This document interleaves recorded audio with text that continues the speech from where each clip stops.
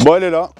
La presque toute dernière Kawasaki ZX6R 636. Et ça sert plus à rien de préciser maintenant de toute façon parce qu'ils produisent plus les 600. Mais avant, tu avais les 600 et les 636. Là, c'est la 636. Millésime 2024, je pense qu'il n'y a pas vraiment de changement avec la 2025. Donc normalement, le test va devoir pouvoir coller si vous voulez vous acheter une toute récente. Franchement, moi j'ai kiffé. Moto de dingue. Esthétiquement, moi je la trouve plutôt réussie. Il y a un bon mix entre un avant assez agressif. Moi j'aime bien quand il y a des petits bouts de plastique qui dépassent un peu comme ça. C'est vraiment quelque chose que je trouve super sympa. Et en même temps, tu as de la rondeur. Tu as un réservoir qui a quand même des formes un peu rondes. Et ça fait pas non plus trop Transformers comme parfois tu as des Kawa. C'est vraiment taillé à la serpe. Donc esthétiquement, elle est plutôt réussie. Après, moi je préfère vraiment le beau vert Kawa flashy, signature de la marque. Mais pour quelqu'un qui veut un truc un peu plus discret, franchement ça joue. Eh ben, bienvenue à bord de la ZX6R 2024. Bien évidemment de chez Kawasaki. Petite sportive, toute maniable. 636 de son état. Ah, c'est un vrai plaisir d'être sur une brelle, d'être sur un 600, d'être sur une brelle exploitable. Et avec toute la modernité de ce que peut nous proposer 2024. Hein. Donc on va le voir, mais c'est une moto qui est extrêmement accessible. Plutôt simple d'utilisation.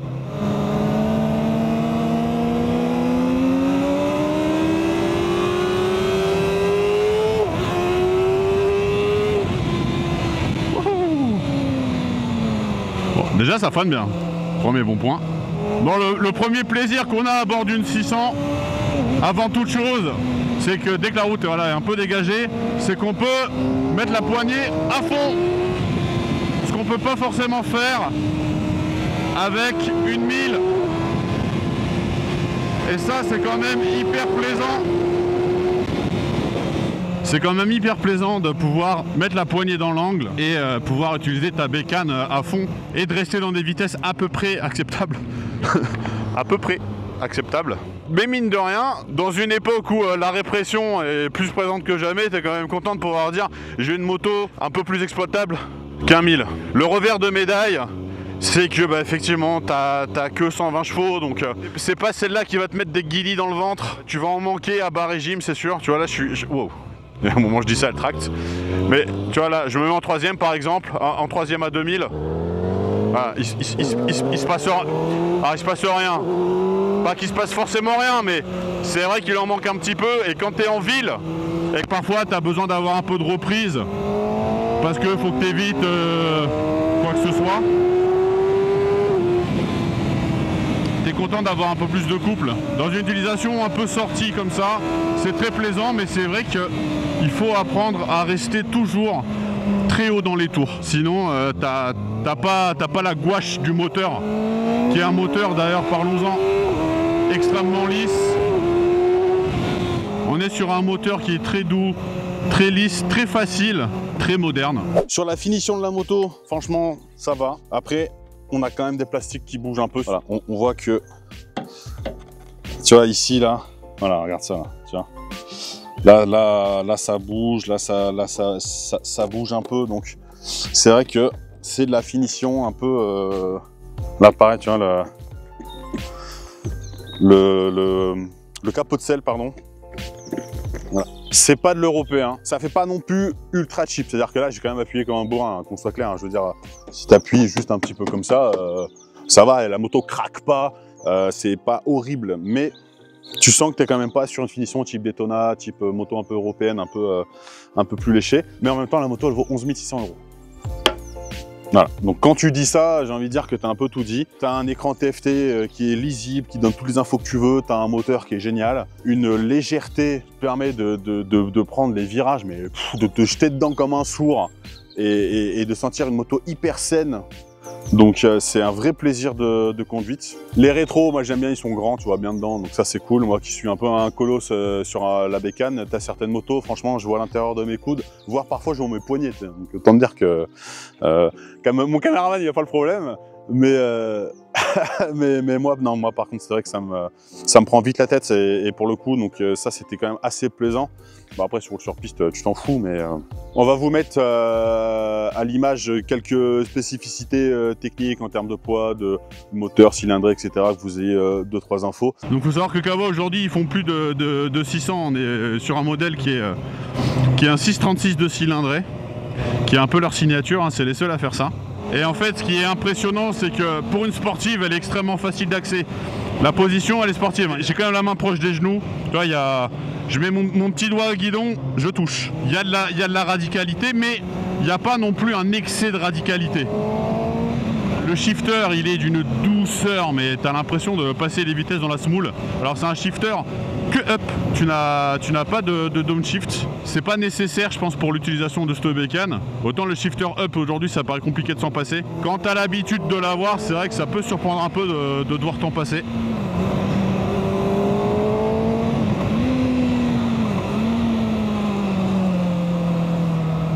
Les suspensions sont bonnes, mais elles arrivent quand même assez vite à leur limite, je trouve. Là, tu vois, c'était un petit peu bosselé, j'étais pas vigilant et je me suis un peu fait secouer comme un prunier sur ma phase de freinage. Du coup, c'était pas ouf, mais c'était bon, on va dire que c'était quand même plus de ma faute. Par contre, ce qui est agréable dans la sportivité de cette moto, bon déjà c'est que tu as une plage de régime moteur qui est extrêmement grande. Faut savoir que ça commence à arriver en zone rouge à 15 000. Alors par rapport à un roadster c'est énorme, par rapport à d'autres sportives, il y en a effectivement qui font mieux, hein. Il y en a qui montent à 16 000, à 17 000, mais tu as quand même ce côté où tu vois tu peux faire rugir ton moteur très très haut. Et en plus il faut le faire rugir parce que comme je disais c'est là-haut que tu as toute la puissance. Également cette moto en termes de facilité, c'est pas que le moteur, c'est pas que le shifter, c'est pas que les freins qui sont aussi très bons. C'est son poids, c'est son cadre, c'est une moto qui va partout et facilement. Elle prend de l'angle, mais putain, mais c'est dingue comment c'est super simple. Elle se jette toute seule. Et c'est ça la force des 600 aussi, tu vois, pour quelqu'un qui a envie de rouler propre, de rouler précis, de pas forcément rouler sur la puissance de ta moto, mais tu vois, de rouler plutôt sur l'inertie que tu vas avoir parce que tu es bien rentré dans ton virage, donc ça veut dire que tu vas bien en sortir. Et ça, c'est les 600 qui te permettent d'apprendre ça. Honnêtement, j'ai déjà essayé des 600 qui étaient beaucoup plus creuses en bas.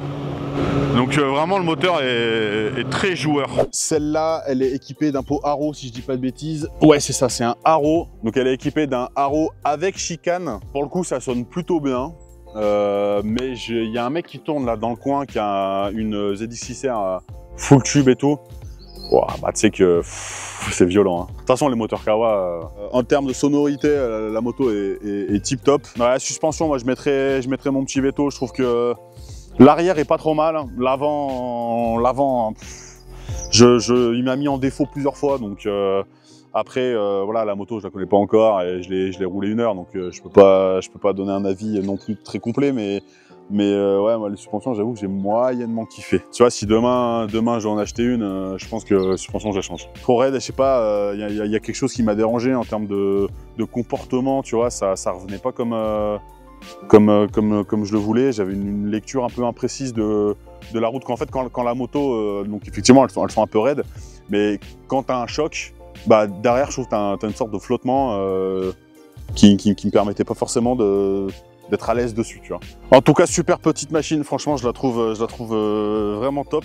Pour info, exactement celle-là, celle que j'ai essayée, elle est à vendre chez Kawasaki à Lyon, donc ceux qui veulent aller l'acheter, allez-y de ma part. Ouais, ils vous changeront les pneus parce que là, on est sur un témoin d'usure. Le témoin, j'invite pas mon mariage, je pense qu'il meurt avant.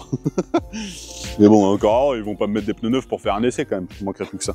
Si on va sur les petits défauts que moi j'ai pu relever de ça, de là, il y a une course morte sur la poignée.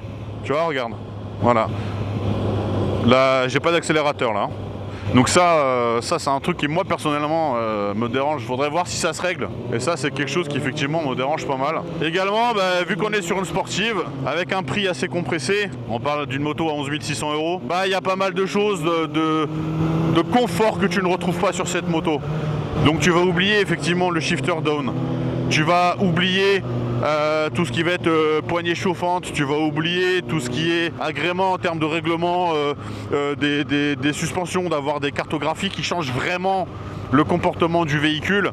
Là tu vas avoir des cartos qui vont changer trois bricoles sur le traction control. Même pas sûr que ça change quoi que ce soit sur le frein moteur. Donc on est vraiment sur une moto qui fait le choix d'enlever un peu tout ce qui est agrément qu'on peut retrouver sur d'autres modèles. T'as pas de régulateur, t'as pas non plus de régulateur adaptatif forcément. On est sur une version de la moto sportive. Après voilà, t'achètes pas forcément un ZX6R pour avoir du confort à bord, mais quand tu vois aujourd'hui que tu as des S1000RR avec des poignées chauffantes, en fait c'est surtout le S1000RR que j'ai en tête qui ramène du confort dans la sportivité.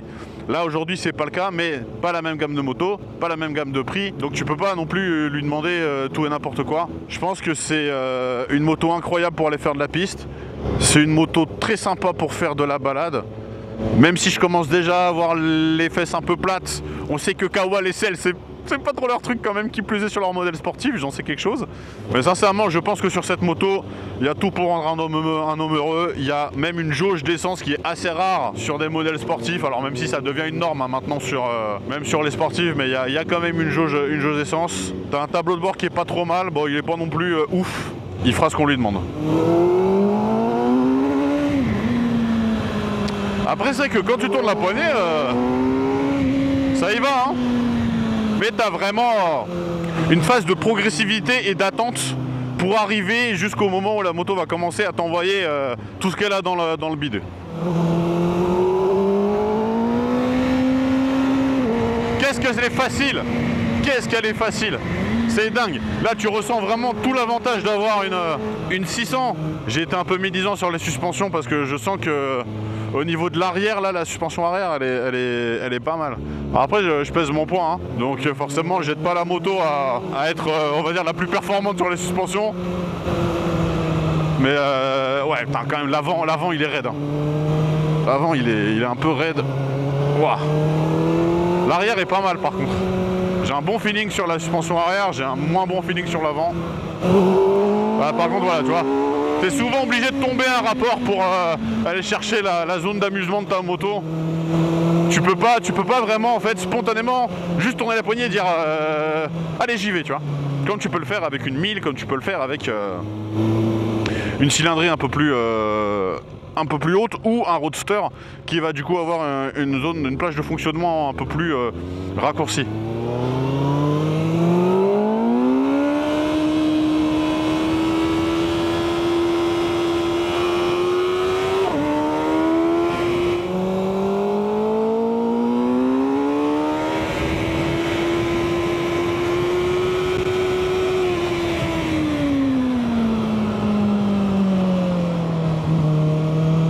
Ah, ça glisse tout seul hein.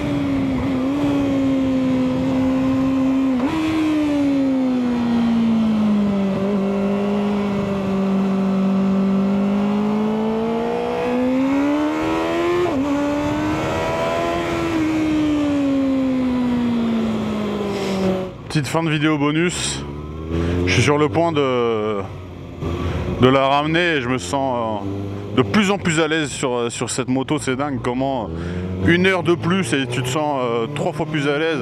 Et je pense que si je restais encore une heure de plus, ce serait encore le cas. Et je roule beaucoup plus fort, je roule beaucoup plus propre. C'est... Ouais, c'est dingue. Merci à tous d'avoir checké la vidéo les gars. Dans une prochaine vidéo, on va vous la comparer avec le même modèle mais de 15 ans en arrière, histoire de voir un petit peu les évolutions qu'il y a eu. Donc je vous laisserai checker aussi cette vidéo qui sortira un petit peu après celle-là. Voilà, merci à tous. N'hésitez pas à laisser un commentaire pour me dire un petit peu ce que vous avez pensé de cette moto. Quelle moto vous auriez envie de voir éventuellement plus tard. Et un petit pouce bleu et un partage sur vos réseaux aussi, ça envoie pas mal de force ça. Voilà, des bisous.